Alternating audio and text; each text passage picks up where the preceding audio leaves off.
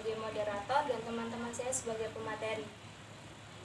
Pembahasan yang pertama, pengertian kalimat. Pengertian kalimat menurut Keraf mendefinisikan kalimat sebagai satu bagian dari ujaran yang didahului dan diikuti oleh kesenyapan, sedang intonasinya menunjukkan bagian ujaran itu sudah lengkap.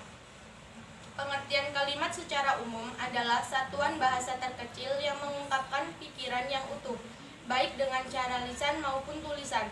Dalam wujud lisan, kalimat diucapkan dengan suara naik turun dan keras lembut di sela jeda dan diakhiri dengan intonasi akhir. Yang kedua, unsur-unsur kalimat. Unsur dalam kalimat yaitu subjek, predikat, objek, pelengkap, dan keterangan. Kelima, unsur dalam kalimat tersebut memiliki fungsi yang berbeda-beda dalam kalimat. Masing-masing dapat dijelaskan sebagai berikut.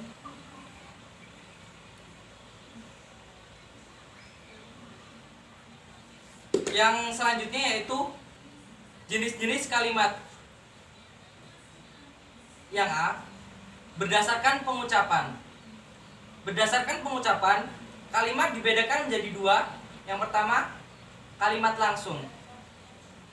Kalimat langsung adalah kalimat yang secara cermat menirukan ucapan orang. Contohnya, ibu berkata, "Rohan, jangan meletakkan sepatu itu di sembarang tempat." "Saya gembira sekali," kata ayah, "karena kamu lulus ujian." Yang kedua yaitu kalimat tak langsung. Kalimat tak langsung adalah kalimat yang menceritakan kembali ucapan atau perkataan orang lain. Contoh, ibu berkata bahwa dia senang sekali karena aku lulus ujian. Contoh yang kedua, kakak berkata bahwa buku itu harus segera dikembalikan. Yang kedua, berdasarkan jumlah frasa. Dapat dibagi menjadi dua, yaitu satu kalimat tunggal yang memiliki satu pola atau klausa yang terdiri dari subjek dan satu predikat. Contoh, Victory bernyanyi. Victory adalah subjek, sedangkan bernyanyi adalah predikat.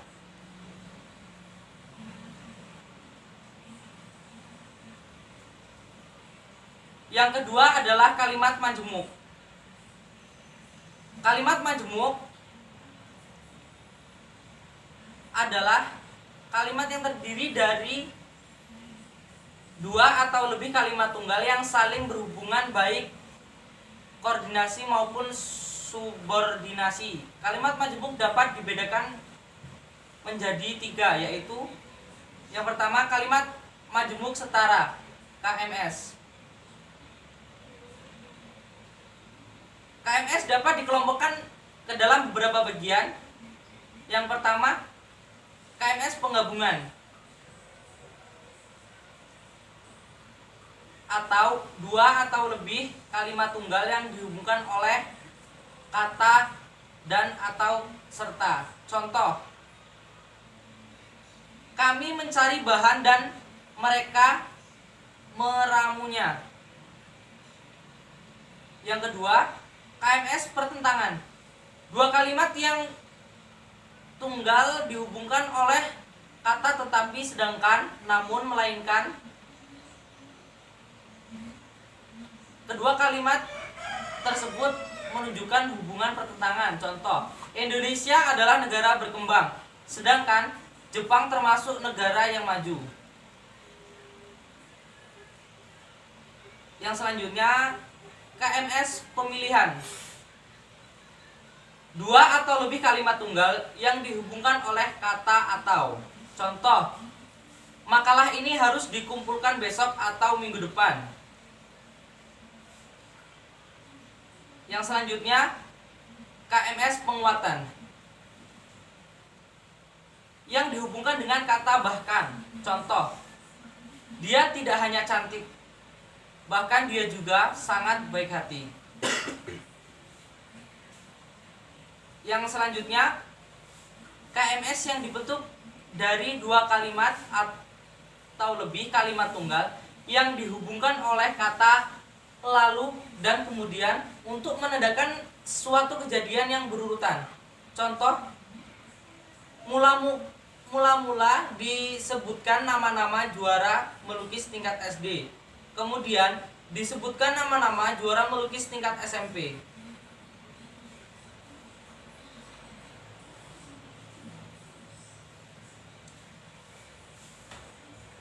Pembagian kalimat yang selanjutnya yaitu kalimat majemuk bertingkat, KMB. KMB adalah satu suku kalimat bebas dan satu suku kalimat yang tidak bebas.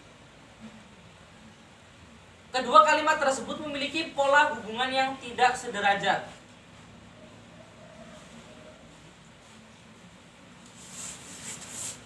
Ada beberapa penanda hubungan atau konjungsi yang dipergunakan oleh kalimat majemuk bertingkat, yaitu satu, waktu dihubungkan dengan kata ketika, sejak. Yang kedua, sebab dihubungkan oleh kata karena, oleh karena itu, sebab, oleh sebab itu. Yang ketiga, akibat dihubungkan dengan kata hingga, sehingga, maka. Yang keempat, syarat dihubungkan dengan kata jika, asalkan, apabila. Yang kelima, perlawanan dihubungkan dengan meskipun, walaupun.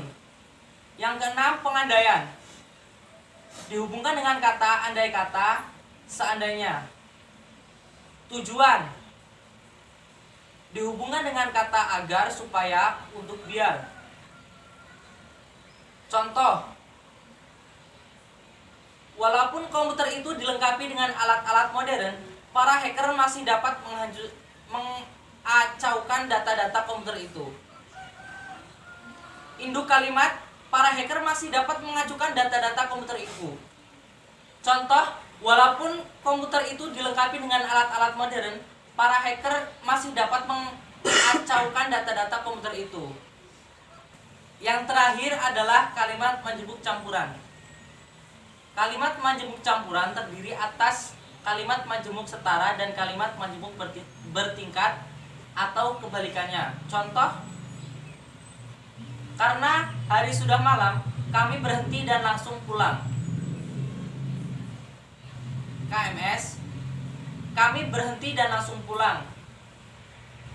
KMC, kami berhenti karena hari sudah malam.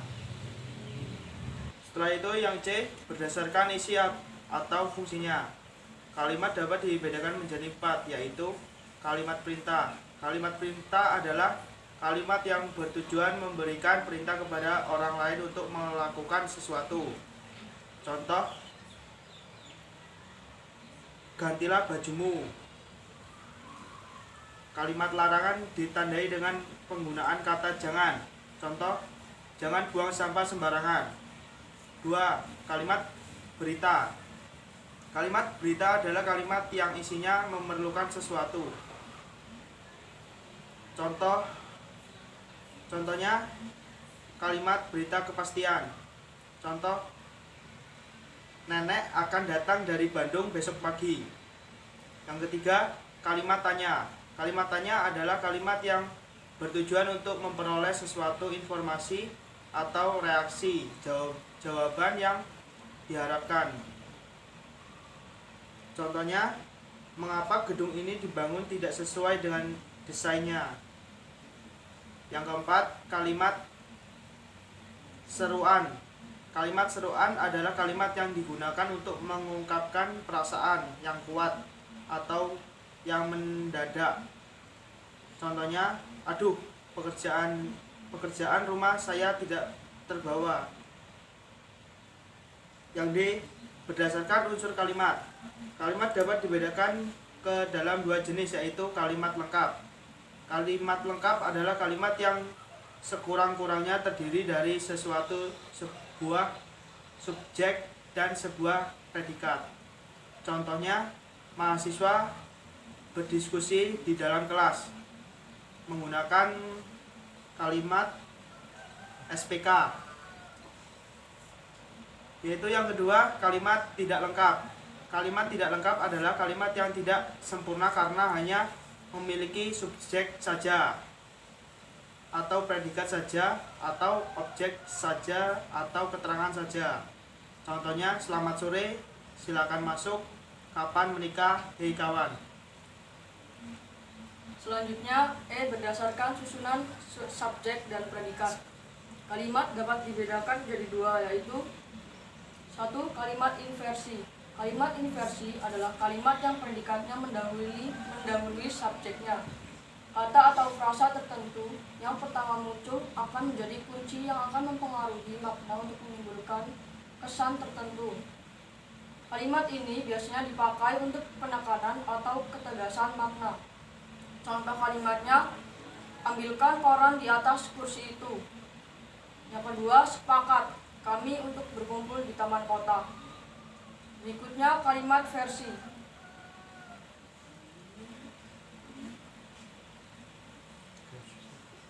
Kalimat versi adalah kalimat yang susunan dari unsur-unsur kalimatnya sesuai dengan pola kalimat dasar bahasa Indonesia, yaitu SPOK.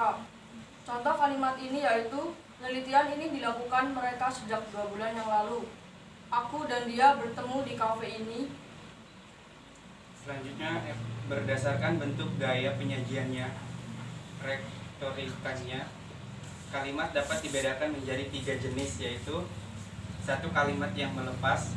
Kalimat yang melepas terbentuk jika kalimat tersebut disusun dengan diawali oleh unsur utama, induk kalimat, dan diikuti oleh unsur tambahan, anak kalimat. Unsur anak kalimat ini seakan-akan dilepaskan saja oleh penulisannya. Jika unsur anak kalimat tidak diucapkan, kalimat itu sudah termakna lengkap. Contohnya, pertama, saya akan dibelikan Vespa oleh ayah jika saya lulus ujian sarjana. Kedua, semua warga negara harus menaati segala perundang-undangan yang berlaku agar kehidupan di negeri ini berjalan dengan tertib dan aman.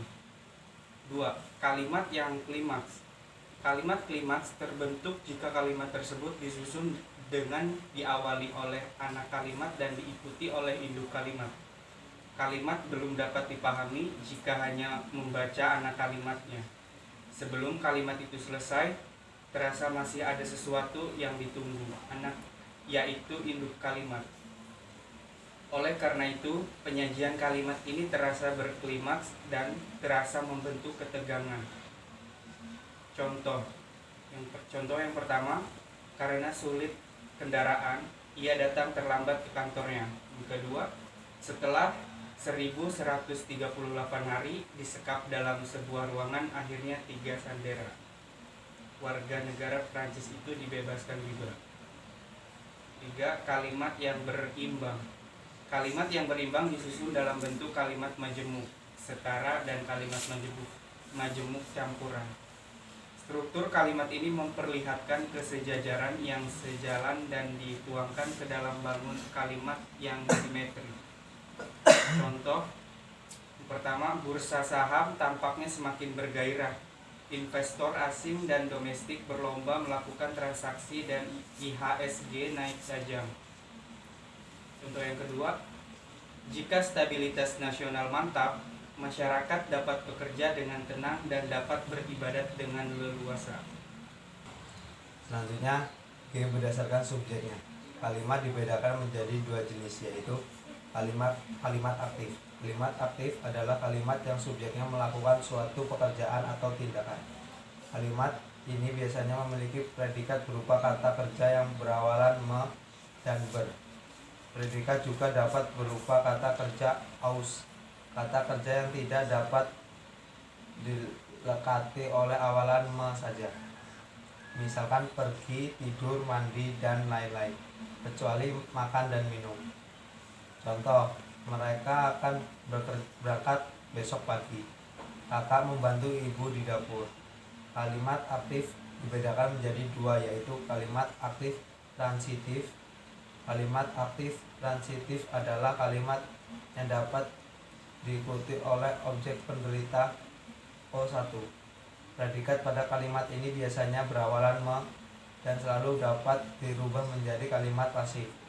Contohnya, Annie mencuci piring. Kalimat aktif intransitif. Kalimat aktif intransitif adalah kalimat yang tidak dapat diikuti oleh objek penderita O1. Predikat pada kalimat ini biasanya berawalan ber. Kalimat yang berawalan tidak mengikuti dan dengan O1. Kalimat ini dapat dirubah menjadi kalimat pasif. Contoh, mereka berangkat minggu depan. Yang kedua, Amel menangis terseduh-seduh di kamar. Kalimat semi transitif. Kalimat ini tidak dapat dirubah menjadi kalimat pasif karena disertai oleh pelengkap bukan objek. Contoh, Dian kehilangan pensil. Sony selalu mengendarai sepeda motor ke kampus. Kedua, kalimat pasif. Kalimat pasif adalah kalimat yang subjeknya dikenai pekerjaan atau tindakan. Kalimat ini biasanya memiliki predikat berupa kata kerja berawalan di dan ter, dan diikuti oleh kata depan oleh. Kalimat pasif dapat dibedakan menjadi dua jenis, yaitu kalimat pasif biasa. Kalimat pasif ini biasanya diperoleh dari kalimat aktif transitif. Predikat pada kalimat ini berawalan di ter, ke, an. Contohnya, piring dicuci Annie. Kalimat pasif zero. Kalimat pasif zero adalah kalimat yang objek pelakunya O2. Melekat predikat dengan O2 tanpa disisipi dengan kalimat kata lain. Predikat pada kalimat ini berakhiran kan, dan akan terjadi penghilangan awalan di. Predikatnya juga dapat berupa kata dasar berkelas kerja kecuali kata kerja aus. Kalimat pasif zero ini berhubungan dengan kalimat baku. Contoh, ku pukul adik. Akan saya sampaikan pesanmu. Cara mengubah kalimat aktif menjadi kalimat pasif. Yang pertama, subjek pada kalimat aktif dijadikan objek pada kalimat pasif. Yang kedua, awalan me diganti dengan di. Tambahkan kata oleh di belakang predikat. Contoh, Bapak mancing ikan, aktif. Ikan dipancing oleh Bapak, pasif. Yang keempat, jika subjek kalimat aktif berupa kata ganti maka awalan me pada predikat dihapus. Kemudian subjek dan predikat dirapatkan. Contoh, aku harus mengerjakan PR, aktif. PR harus dikerjakan, pasif. Kesimpulan dari presentasi yang kami sampaikan adalah kalimat merupakan unsur terpenting dalam sebuah wacana, dan kalimat memiliki beberapa unsur, diantaranya berupa subjek, objek, predikat, dan keterangan. Dan kalimat juga memiliki beberapa jenis, diantaranya adalah kalimat majmuk, kalimat tunggal, dan sebagainya. Sekian presentasi yang dapat kami lakukan. Apabila terdapat kekurangan, kami mohon maaf. Kami akhiri. Wassalamualaikum warahmatullahi wabarakatuh.